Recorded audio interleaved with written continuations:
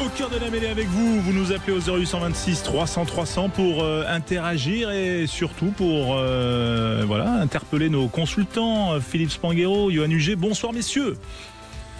Bonsoir. Salut François, bonsoir à tous. Merci d'être avec nous bien sûr. Le tour de table de l'actualité rugby. On aura Jean-Marc Lermé qui sera avec nous, le vice-président de la fédération. On parlera également du match de Vannes, battu avec les honneurs et le bonus défensif face au Racing. Clément Payen sera avec nous aux alentours de 19h15. Bref, on est là, on est ensemble avec vous et bien sûr le 0826 300 300.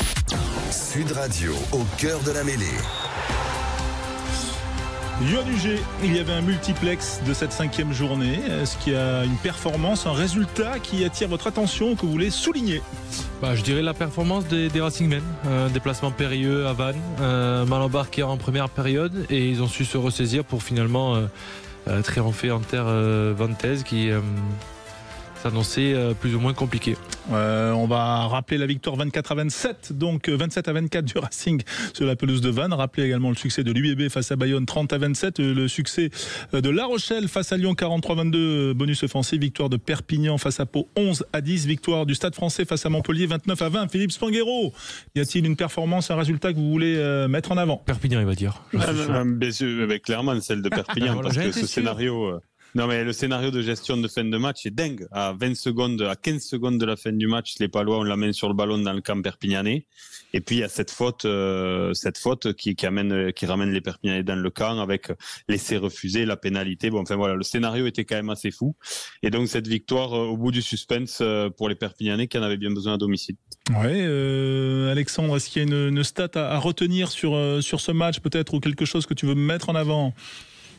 Tout à l'heure je parlais du match de Paul Boudéan, je le trouvais vraiment très très fort. Ça c'est sur La Rochelle Lyon, hein. Ouais. Exactement, 15 sur 15 au plaquage, 2 essais marqués par Paul Boudéan sur les autres terrains, notamment sur le Stade Français Montpellier. On parlait des Montpelliérains tout à l'heure, finalement qui termine à 9 points, mais c'est 6 ballons perdus en touche, ce qui est quand même vraiment ce qui a vraiment posé problème du côté de Montpellier sur cette rencontre. Et puis Yoann évoquait Vannes Racing 92. Vannes aujourd'hui, c'est 18 pénalités concédées à domicile. C'est quand même beaucoup trop, surtout à domicile. Quand tu concèdes 18 pénalités, c'est déjà un miracle d'être dans la course pour s'imposer. Philippe, peut-être autre fait marquant de ce multi à part la victoire de Perpignan ? Fait marquant, on a parlé des matchs principalement. Après, bien sûr, il y a l'UBB quand même.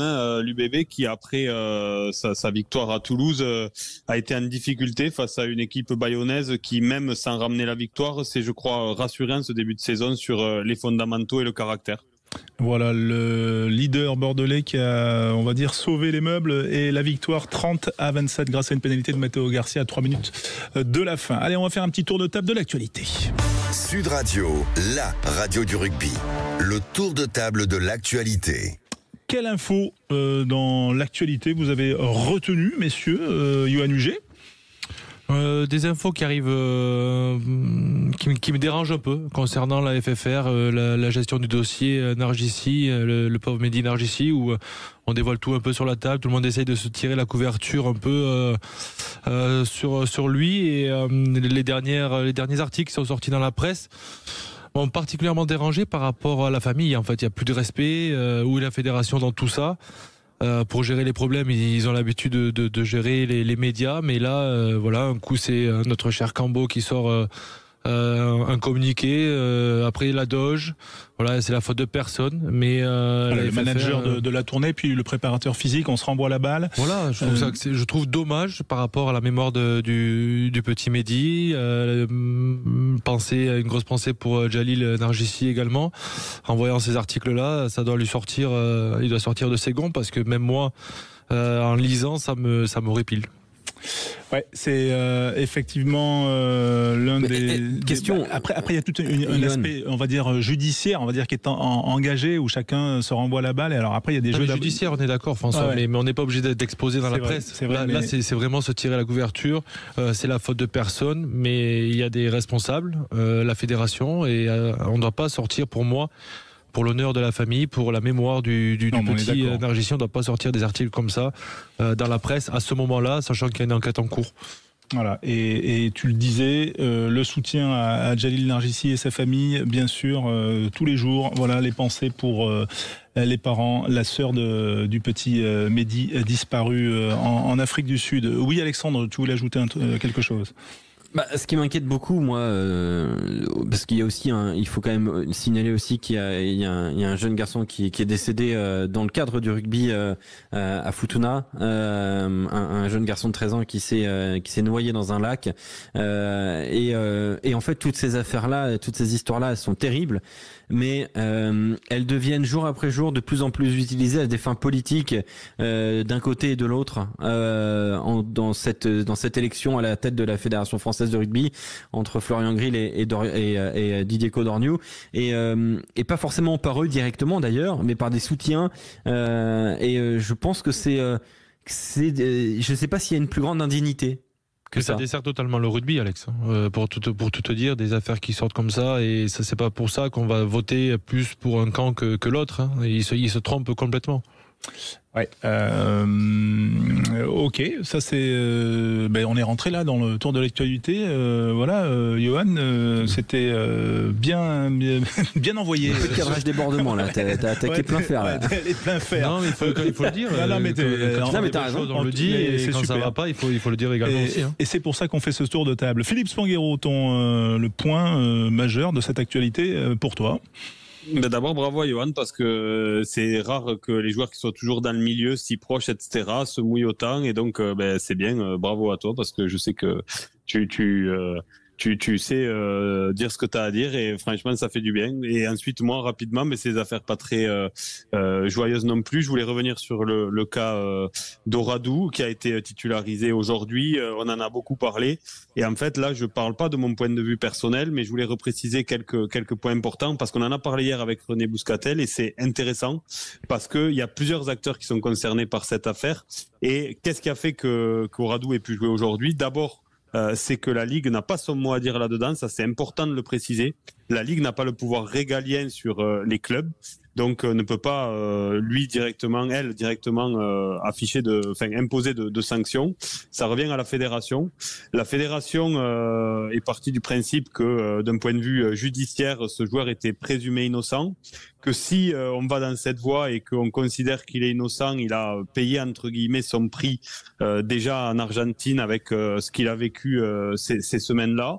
Et donc la fédération n'avait pas de raison juridique d'amener une sanction supplémentaire. Et donc, une fois qu'on a dit ça, la responsabilité revenait au club qui a pris sa décision en son âme et conscience. Alors après, on peut avoir un débat philosophique, mais en tous les cas, je voulais repréciser le caractère juridique de l'affaire qui a permis qu'Oradou joue aujourd'hui. Donc voilà, on en pense qu'on en veut, mais c'est important que le cadre soit clair. Moi, je pense à titre personnel que si la section paloise avait su quel allait être le calendrier, que la décision finale allait a priori intervenir le 18 octobre, ils auraient peut-être pas pris le risque de le réaligner avant. En l'occurrence, ils ont fait ce choix-là avant d'avoir cette information, et ils ont pris leur décision. Voilà. Attends Philippe, la question c'est que c'est pas un cas isolé, parce que il me semble qu'il y avait des joueurs de Grenoble qui avaient été accusés également, et qu'ils ont quand même joué depuis des années. Ouais. Oui, bien sûr. Donc là, ça prend une proportion parce que c'est l'équipe de France, c'est bien sûr, mais oui, parce que l'affaire a pris des proportions particulières. Ce qui est intéressant, c'est que la Ligue ne peut rien faire. C'est-à-dire que la Ligue, c'est ce qu'il fallait repréciser. Et même, mais c'est intéressant. Hier, on avait René Bouscatel sur Sud Radio. Écoutez ce qu'il en disait, parce que lui, en plus, tous ces termes juridiques, il les connaît bien. Il est ancien avocat, et peut-être d'ailleurs toujours membre du barreau, ça je sais pas. Mais écoutez ce que disait René Bouscatel hier, c'est important.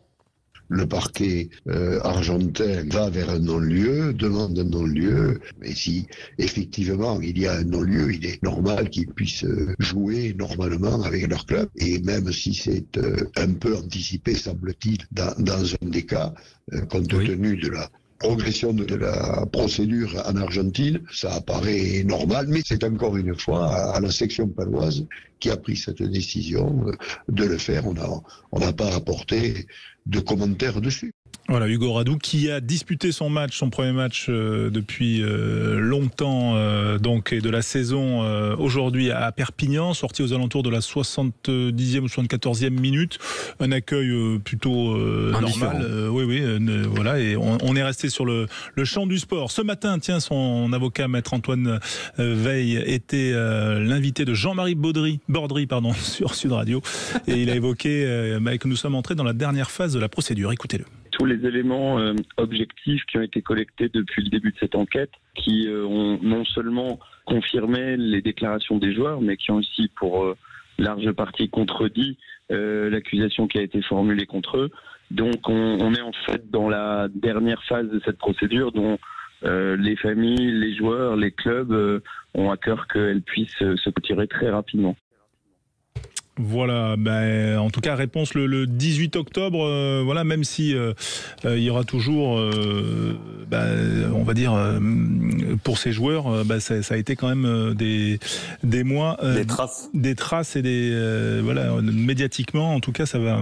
Quand on voit quand même tout l'attention qu'il y a eu ces derniers jours sur le fait qu'il soit titularisé ces dernières 48 heures, c'est dire aussi quand même le tourbillon médiatique que cela a été. On va bien sûr consulter Alex Priam pour son point sur l'actualité, son tour de table.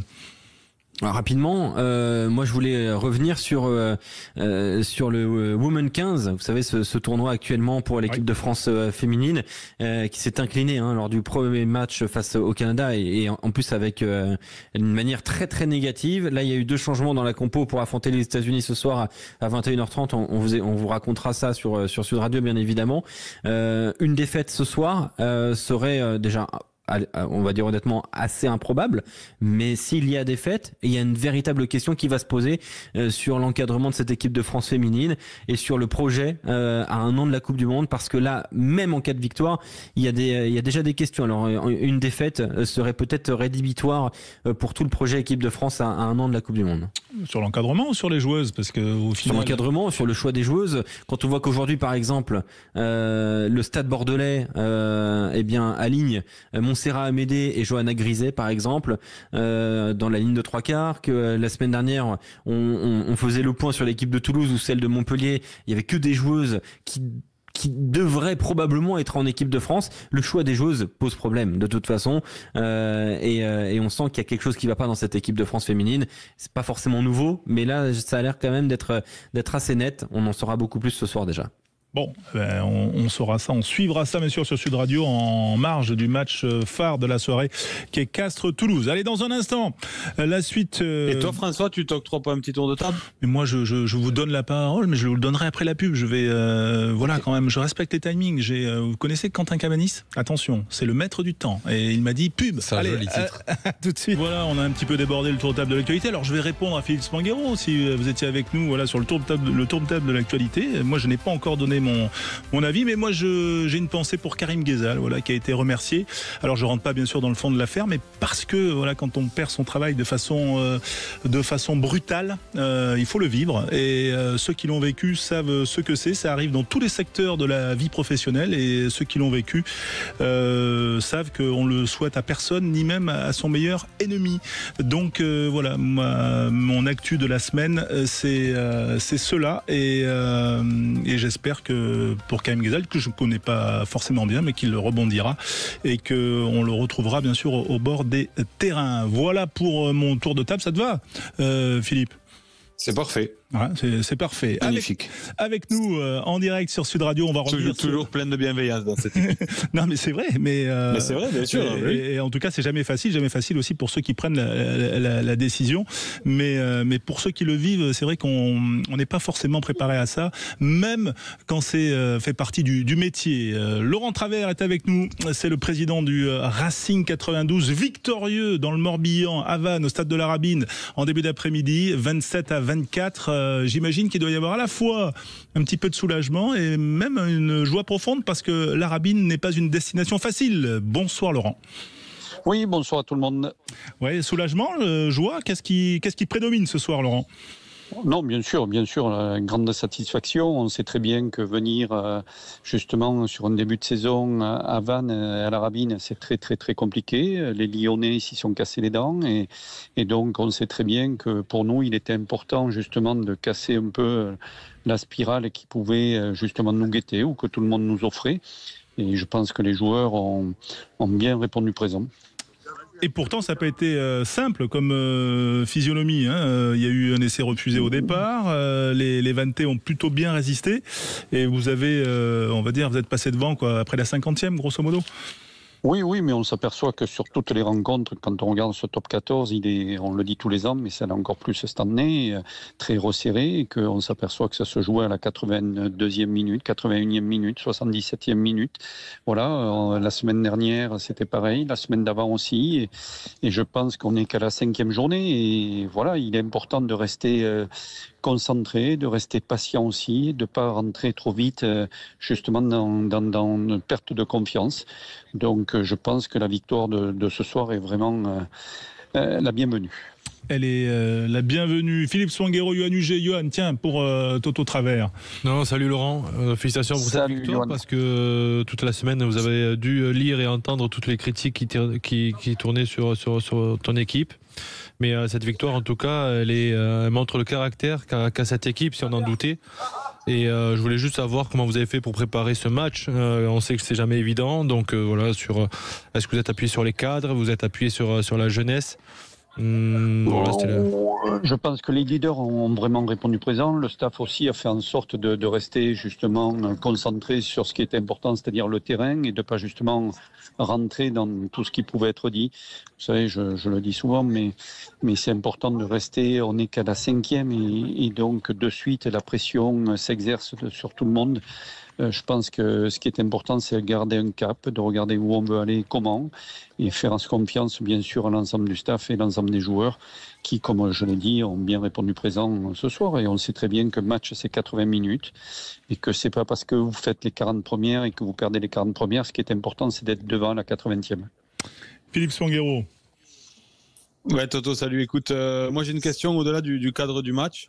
Je me pose la question de savoir si, d'un point de vue du staff, de la direction que tu représentes, cette saison, c'est une saison plutôt de continuité ou de transition, de départ vers un nouveau projet, parce qu'on en a longuement parlé tous les deux avec le temps. Tu as été manager avant et tu m'as dit souvent que voilà, il fallait 3-4 ans pour construire un vestiaire, construire un projet qui correspond au manager.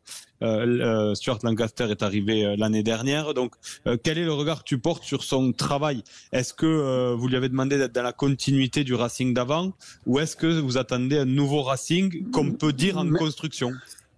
Même si on veut être dans la continuité, chacun met sa pierre à l'édifice, et justement la façon de Stuart de travailler peut être différente de celle que je pouvais pratiquer. Donc il est important aussi que tout le monde s'adapte. Il y a eu une saison déjà l'an dernier de transition, et il est important que, fur et à mesure, ça monte en intensité, ce qui a été dit par l'ensemble, même par Stuart et par l'ensemble du club. Donc voilà, on espère qu'une chose, c'est que on fera en sorte de répondre présent et que l'évolution de l'équipe et du club continue à perdurer. Alexandre Prieur.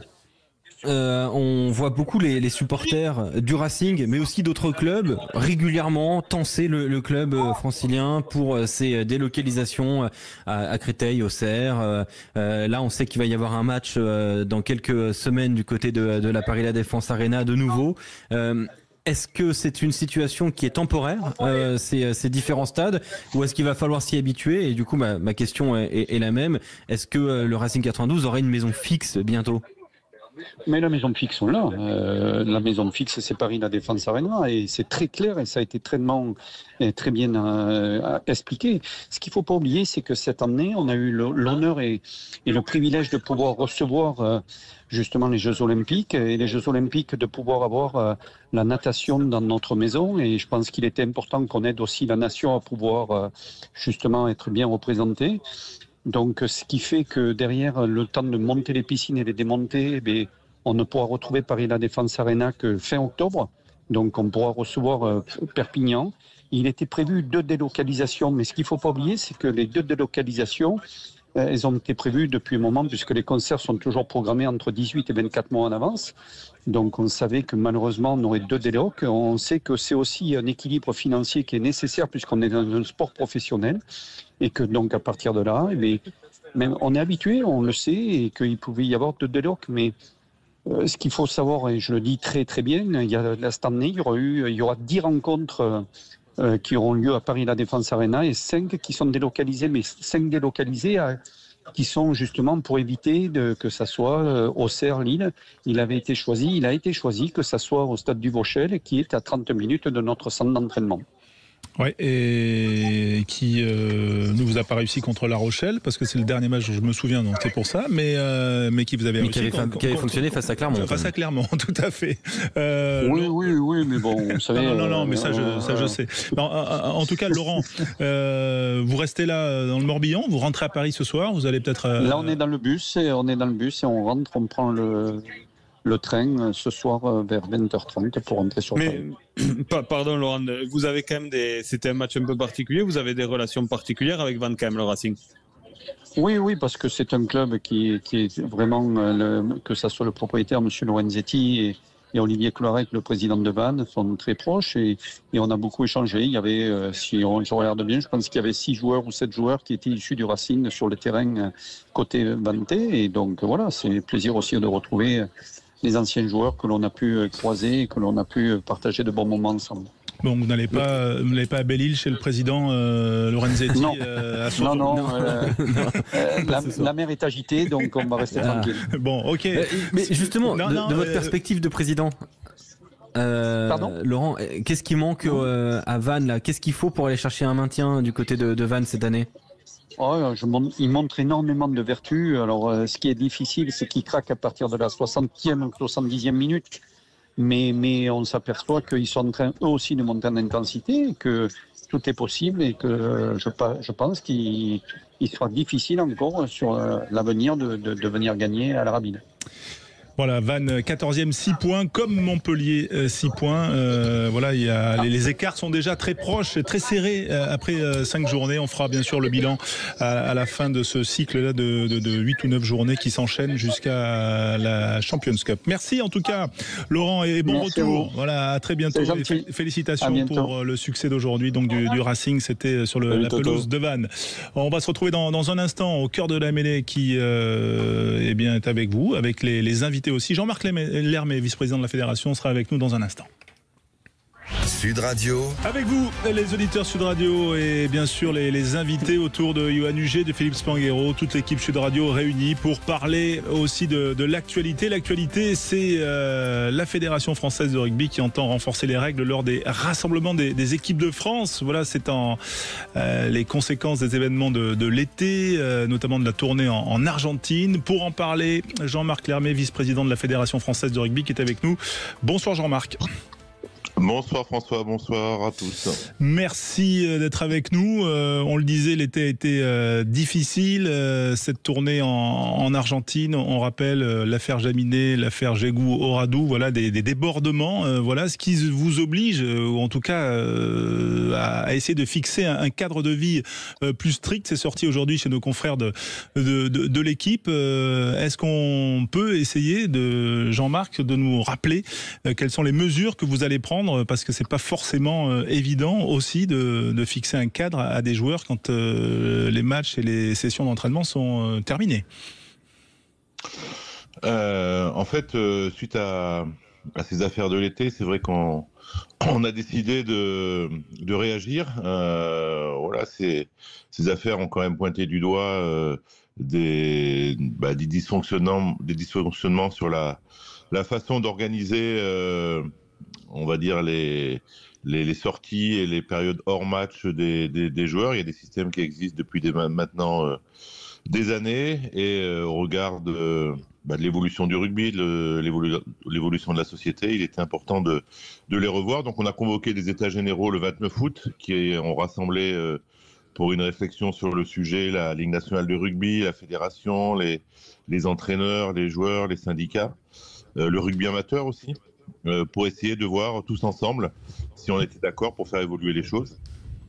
Et donc de là, sont sorties des idées qui ont été complétées par des auditions qu'on a fait avec d'autres intervenants du rugby, de l'écosystème rugby. On a Jean-Marc, quand tu dis qu'on a fait, c'est toi, Jean-Marc, en charge du haut niveau, vice-président de la fédération ?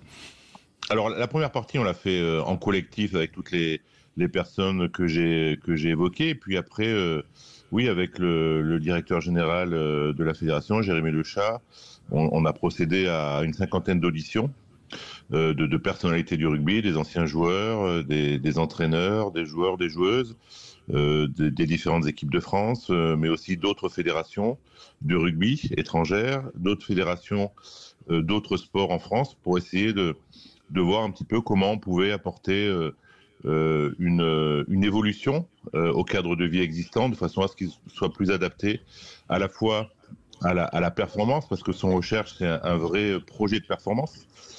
Performance qui est sur le terrain, à l'entraînement, en match, mais qui est aussi hors du terrain. Et donc, voilà, on a pas mal travaillé pour effectivement proposer faire une proposition d'évolution de cadre de vie pour nos équipes de France, pour de façon générale les équipes de rugby de haut niveau, mais aussi on a beaucoup parlé de prévention, d'éducation, puisque le travail il commence dans nos académies Pôle Espoir, dans les centres de formation. Donc c'est vraiment un projet global qui englobe effectivement des évolutions du cadre de vie de nos équipes de France et de la prévention au niveau de notre filière. Mais justement, Jean-Marc, quand je lis le papier de l'équipe, on parle qu'il y aurait peut-être même un nombre de verts défini après les victoires, lors d'événements qui seraient très très localisés, très définis, un nombre de verts maximum. Mais comment vous allez vérifier ça ? Est-ce que ce sera une simple déclaration sur l'honneur, sur un suivi de règlement d'équipe de France, ou vous allez vraiment mettre en place des vérifications de taux d'alcool, faire des tests et fliquer un peu les joueurs ? Non, mais aujourd'hui, il n'y a eu aucune communication sur le sujet, qui n'est d'ailleurs pas encore complètement définie. Il y a des premières discussions qui ont pu avoir. En fait, il y a un cadre général qui va être fixé par la Fédération française de rugby, qui va être un cadre incontournable. Et à l'intérieur de ce cadre, chacune des équipes, en fonction du type d'équipe, c'est une équipe de 15, de 7, de garçons, de filles, de moins de 18, de moins de 20, le 15 masculin, il y aura des adaptations de ce cadre général, en plus de ce cadre général, je dirais, et effectivement, tout ça est en cours de discussion. Donc, l'article de l'équipe, je ne sais pas d'où est-ce qu'il est sorti, mais aujourd'hui, il y a des réflexions qui sont en cours sur la façon dont tout ça va se mettre en place dans chacune des équipes. Donc, voilà, j'ai du mal à comprendre d'où sortent ces éléments, mais en tout cas aujourd'hui le projet final n'est pas complètement abouti. Et il sera abouti quand, Jean-Marc Lermet ? Il sera abouti juste avant la première grosse échéance, c'est la tournée du 15 de France en novembre, et donc il faut que ce cadre de vie, cette charte, en fait, il y a une charte qui est en cours de rédaction, une charte d'engagement des membres de l'équipe de France, que ce soit les joueurs, que ce soit le staff, que ce soit le 15 masculin ou féminin ou les équipes de jeunes. Et ça sera la base et le socle qui guidera le fonctionnement et l'organisation de chacune des équipes. Donc cette charte, elle est en cours de finalisation. Et ensuite, il y aura une déclinaison, comme j'ai dit tout à l'heure, en fonction de chacune des équipes et du contexte particulier de ces équipes-là. Yoann Huget, tu as fait plusieurs tournées avec le 15 de France, tu as longtemps porté ce maillot. Est-ce que tu entends ce que nous dit Jean-Marc ? Est-ce qu'une charte peut avoir un effet sur la discipline des joueurs, et est-ce qu'il faut en venir là ? Salut Jean-Marc. Salut Yoann. J'ai du mal à comprendre cette charte, parce que... Après, il y a une base, et je ne sais pas si c'est pour protéger les joueurs ou protéger la fédération qu'elle a lieu, cette charte-là, parce que mettre à des gars de 30 ans ou 25, entre 25 et 30 ans, une charte comme ça, le joueur est responsable, le joueur doit savoir sa limite, le joueur doit, et s'il est professionnel, c'est qu'il a fait les efforts nécessaires pour arriver à ce niveau-là. Quand j'entends des histoires de verre ou des histoires d'alcool, la seule règle qui m'a intéressé, c'est de ramener personne sur son lieu de travail. Ça, c'est OK. Là, avec ça, je suis OK. Mais après l'alcool, on sait, enfin je comprends pas qu'on soit pas assez mature et enfin j'y crois pas hein, parce que j'ai vécu dans un groupe et au bout d'un moment il y a des paroles, il y a des actes et il y a des hommes aussi donc si avec ce qui s'est passé en Argentine et les gars sont pas responsables de se dire on va peut-être lever le pied ou faire attention et obligé de mettre des mots, de mettre des chartes comme ça à signer parce qu'au-delà des rugbymen, nous sommes des hommes avec des situations de famille, avec des enfants. Donc c'est retourner un peu à des adolescents. Qu'on le fasse en prévention pour les jeunes, des moins 18, moins 17, moins de 20, ok, je suis entièrement d'accord. Maintenant sur le 15 de France, masculin ou féminin, je trouve que c'est enlever un peu plus de responsabilité aux joueurs. Écoute, Johan, effectivement, moi je suis d'accord avec l'approche de la responsabilisation du joueur. On demande des joueurs responsables sur le terrain, il faut qu'ils soient responsables aussi en dehors.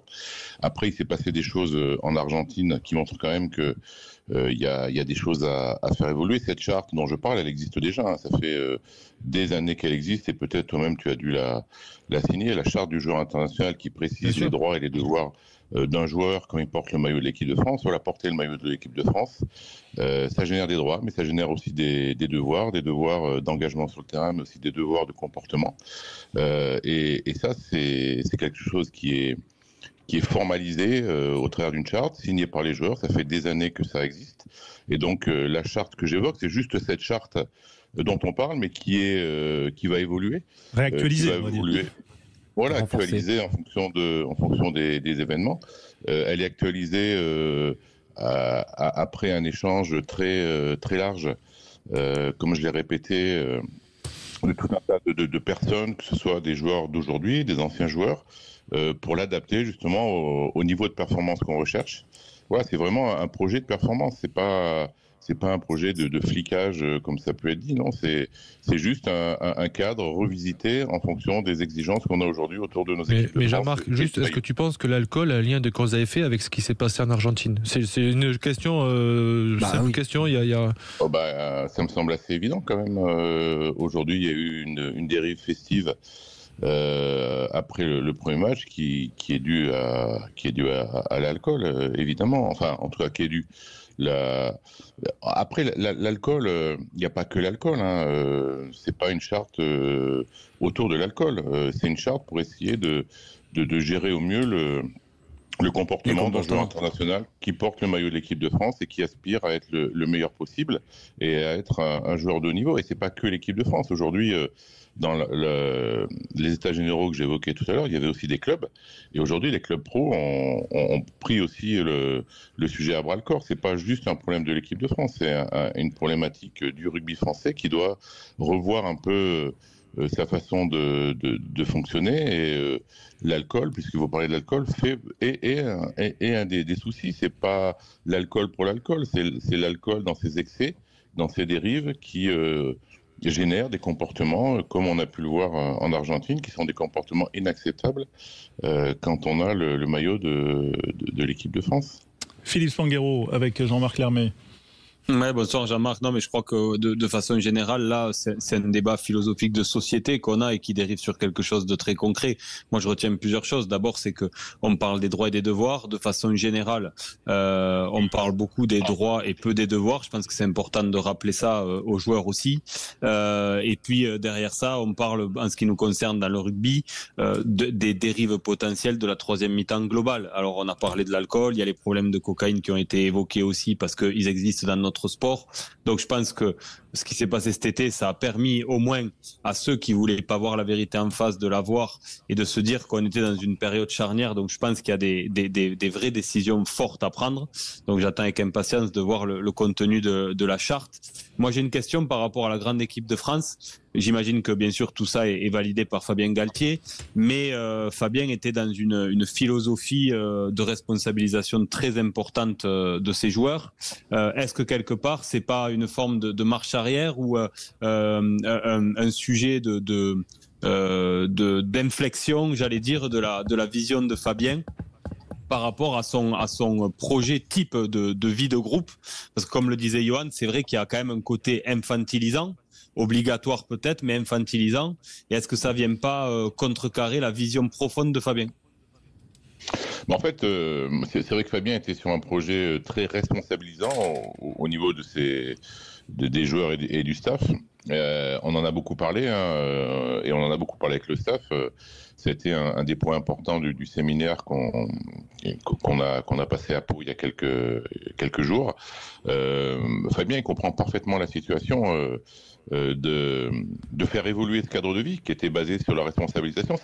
Ça ne veut pas dire qu'il n'y aura plus de responsabilisation. Je tiens à le dire, il y a juste un projet à revoir au regard des événements qui se sont passés en Argentine, mais pas que, parce que voilà, on sait tous que, et pas que au niveau des équipes de France, au niveau aussi des clubs, il y a aussi quelquefois des choses qui se passent qui sont pas forcément en phase avec ce qu'on peut attendre d'un joueur de très très haut niveau. Donc il y avait forcément des choses à rectifier, et ça passe par un cadre revu. Mais c'est pas quelque chose qui enlève de la responsabilisation. C'est une évolution, c'est vraiment une évolution du cadre de vie existant au regard de ce qui s'est passé, mais au regard de la société aussi, comme tu le disais, la société elle évolue et les joueurs qui aujourd'hui jouent au rugby ne sont pas des joueurs qui sont à l'écart de cette société. Ils vivent dans cette société, ils sont issus de cette société, et donc on doit adapter nos modes de fonctionnement, surtout quand aujourd'hui on vise le plus haut niveau. Voilà, il y a des comportements aujourd'hui qui sont non adaptés à la performance à laquelle on aspire quand on porte le maillot de l'équipe de France. Alexandre Priam. J'ai une question pour vous, Jean-Marc Lermet, sur la clarté de ce qui s'est passé en Argentine et ce qui en a découlu. On a vu, ça a été bien signalé que Melvin Jaminet est donc sanctionné, suspendu à titre provisoire pendant quelques semaines, quelques mois même, avec l'équipe de France et sur la pratique du rugby notamment, puisque Toulon s'est aligné sur cette suspension. Est-ce que d'autres joueurs vont être suspendus ou sont suspendus ou sont sanctionnés au regard de ce qui s'est passé au global en Argentine, où seul Melvin Jaminet fait partie de cette liste? Je crois qu'on ne peut pas comparer ce qui s'est passé avec Melvin Jaminet, les propos qu'il a pu tenir sur cette tournée-là. Je crois qu'il est passé en commission de discipline, il a été Et c'est le seul joueur qui est sanctionné. Aujourd'hui, c'est le seul à avoir tenu ces propos-là. Les autres joueurs, ils ont eu une soirée où il y a eu des dérives, très clairement, et beaucoup plus de joueurs que simplement Gégou et Oradou, qui eux ont été entraînés dans une spirale par la suite, dont on aura des suites judiciaires rapidement pour savoir s'il y a un non-lieu ou pas. Voilà, on attend ce non-lieu avec impatience, mais en tout cas aujourd'hui il est toujours pas arrivé, donc c'est difficile de savoir ce qui va se passer. Ce que je peux dire moi, c'est que ces deux joueurs, tant qu'il n'y aura pas un non-lieu officiel qui sera exprimé, ils ne joueront pas en équipe de France, très clairement. Voilà ce que je peux dire aujourd'hui de la situation des joueurs de cette tournée en Argentine. Vous avez signalé quand même à la section paloise et au Stade Rochelet que ces joueurs-là ne pourraient pas être sélectionnés tant que le non-lieu ne sera pas officiellement établi, parce qu'on a vu aujourd'hui qu'Hugo Oradou a pu participer à la rencontre face à Perpignan. Chacun gère son équipe, ses joueurs comme il le souhaite. La position que je vous exprime, c'est la position de l'équipe de France, de la Fédération française de rugby, par rapport à sa sélection. Après, Pau fait ce qu'il souhaite faire, et La Rochelle fait aussi ce qu'il souhaite faire. Jean-Marc Lermet, est-ce qu'on peut dire qu'au moment de la tournée ou de l'annonce de l'équipe, enfin, je sais pas, vous allez communiquer précisément sur la question, et que si l'enquête, enfin déjà cette première question, vous allez communiquer à quel moment ce nouveau cadre? Ce nouveau cadre, il va d'abord être communiqué aux joueurs et au staff, parce que c'est un cadre, je le répète, qui englobe tous ceux qui sont impliqués dans la performance. Et donc une fois qu'il sera complètement finalisé, il sera communiqué en priorité aux joueurs et au staff. Et après, il y a des éléments de ce cadre qui seront communiqués, puis d'autres qui font partie de la vie du groupe et qui seront... parce qu'en fait, le cadre, comme j'ai dit, il y a une partie... qui est une partie qui est non négociable, qui est liée au fait de porter le maillot de l'équipe de France, quel que soit le type de maillot, je dirais, quelle que soit l'équipe de France. Et puis après, en fonction de chaque rassemblement, en fonction des différentes situations, des joueurs qui sont présents, il y aura des adaptations et des mises en place de ce cadre qui sera décidé à chaque début de rassemblement avec le staff et avec les joueurs. Donc c'est un cadre, il y a un cadre qui est rigide, et à l'intérieur de ce cadre rigide, il y a des adaptations qui seront choisies en fonction des équipes de France, en fonction des joueurs et en fonction des rassemblements. Très bien. Peut-être dernière question pour Jean-Marc avant de le libérer, Alexandre. Non, pour moi c'est tout bon. Non, évidemment sur tout ça, Jean-Marc Lermet a répondu et franchement on vous remercie Jean-Marc. Un tout dernier point sur cette nouvelle convention, sur le nouvel avenant de la convention LNR FFR avec donc des moyens, de nouveaux très bons moyens alloués à l'équipe de France. Hier René Bousquetel se félicitait de cette victoire sportive pour les Bleus, mais on a vu aussi nos confrères néo-zélandais être plutôt en colère de voir que lors de la prochaine tournée en Nouvelle-Zélande, entre guillemets les finalistes, donc peut-être Antoine Dupont, ne seraient pas du voyage. Est-ce que vous comprenez leur déception ? En fait, peut-être qu'il faut leur préciser ce que veut dire l'équipe de France. L'équipe de France aujourd'hui, et c'est la réalité depuis plusieurs années, c'est un groupe de 50 joueurs qui sont très performants et qu'on fait tourner en fonction des matchs. On est obligé de faire ça. On a un contexte français par rapport au club professionnel, par rapport au championnat, par rapport aux équipes de France, qui nous oblige à une gestion particulière de ce groupe élargi de joueurs. Donc l'équipe de France, c'est 50 joueurs et c'est 50 joueurs qui forment une équipe de France performante. Voilà. Et l'équipe qu'on enverra en Nouvelle-Zélande, comme celle qui était partie en Australie il y a quelques années, au Japon ou en Argentine, ça sera une équipe performante et qui ira en Nouvelle-Zélande pour gagner les Néo-Zélandais. Je crois que on a prouvé par le passé que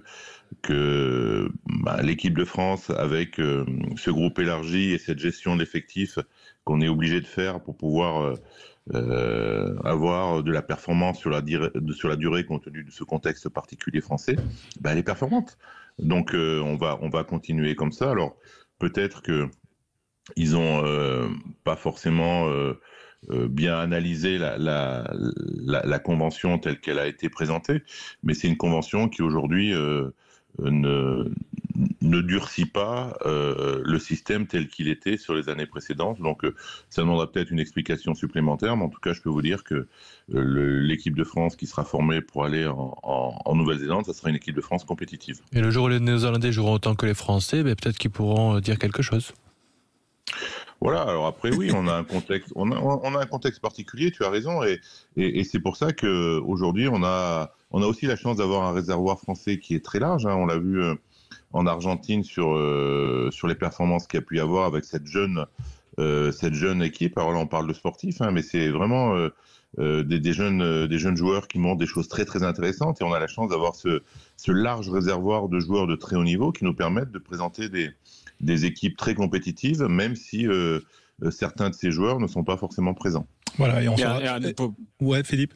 Pardon, 2 mots pour terminer. C'est vrai que Jean-Marc parlait du contexte particulier. C'est un contexte qui devient encore plus particulier en regard de ce qui se passe notamment en Angleterre. C'est vrai qu'aujourd'hui, la France est un ovni à l'échelle du monde et on peut comprendre que les fédérations, certaines ne comprennent pas vraiment ce qui se passe. Mais on voit que l'Angleterre, pour sauver son rugby professionnel, a été remis un peu sous tutelle de la fédération pour ses joueurs majeurs qui vont être financés par la fédération, comme ça se fait dans quasiment toutes les autres grandes fédérations. Et donc, il n'y a pas 2 institutions qui décide. Il y a la fédération qui a la main et qui régit les calendriers, le temps de jeu des joueurs et qui fixe la ligne directrice. Et la France est un ovni de ce point de vue-là dans le monde parce que on a une ligue forte, on a un rugby professionnel qui est fort et qui a son mot à dire. Et donc, il faut à chaque fois trouver les bons ajustements pour que les 2 institutions travaillent dans le même sens.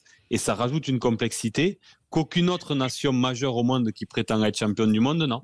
Ouais. Et exactement. Et c'est pour ça que au cœur de cette convention et de la renégociation qu'on a fait avec la Ligue nationale de rugby, il y a vraiment une collaboration augmentée avec les clubs. Pour moi, c'est au cœur vraiment de la performance de l'équipe de France. On doit travailler avec la Ligue, on doit travailler positivement avec les clubs. Et dans le cadre de cette nouvelle convention, on va avoir vraiment des échanges beaucoup plus importants entre les head coachs des clubs, le sélectionneur Fabien Galtier, les équipes de préparation physique, le médical, les techniciens.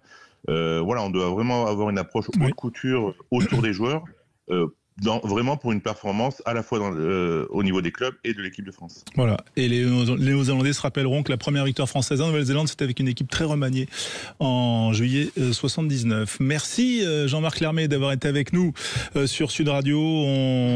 Bien sûr, on te remercie et on te dit à très vite sur l'antenne. Oui, très vite parce qu'on a une petite page de pub à tourner. À tout de suite.